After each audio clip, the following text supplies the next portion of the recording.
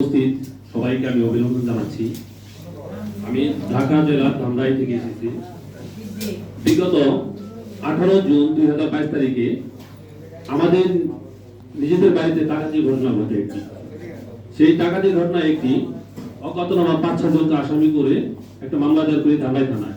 সেই মামলাটি আনুমানিক 1 মাস পরে সাভার ডিবি কার্যালয়ে স্থানান্তর করা হয় এবং ডিবি কার্যালয় আমার পরিবারকে ফোন দিয়ে ডিবি কার্যালয়ে এনে নির্যাতন করে এবং আমাদের বাড়িতে ডাকাতি এবং আমাদের পরিবারকেই এবং আমাদের আত্মীয় স্বজনকেই আসামি করে মাইফার করে এবং আমার বড় ভাইয়ের ওয়াইফ আমার বৌদিকে সাভার ডিবি কার্যালয়ে 3 রাত আটকে রেখে নির্যাতন করে, মানে সে নির্যাতন গুলো কি ভীতিসুকাময়, মানে ওই রাতের কথা মনে পড়লে আমি এখনো ঘুমাতে পারি না।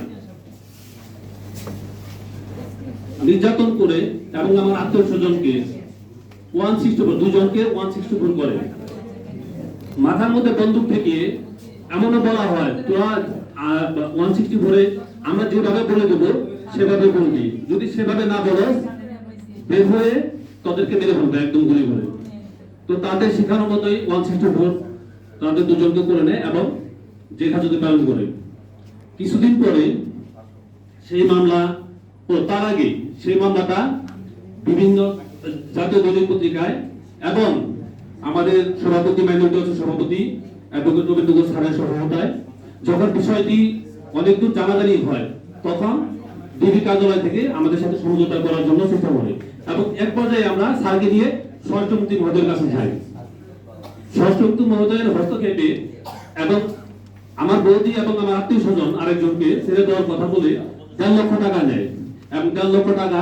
এবং এখানে আরেকটু ইন্টারেস্টিং, সেটা হলো অভিযানের নামে আমাদের বাড়িতে ডাকাতির যে স্বর্ণগুলো নিয়ে গেছে এবং ব্যবহারকৃত কিছু স্বর্ণ ছিল সেগুলো নিয়ে আসে প্রতারিত বলে এবং সেগুলো স্বরাষ্ট্রমন্ত্রীর সহায়তায় সেগুলো আমাদেরকে ফেরত দেয়। 1.5 লক্ষ টাকা এবং কিছু অলংকার আমাদেরকে ফেরত দেয় এবং পরবর্তীতে এটা নিয়ে আমাদের সাথে সমঝোতা করার জন্য চেষ্টা করে এবং মামলাটি এখন আপাতত সিআইডিতে আছে, এখনো সুরাহা হয়নি।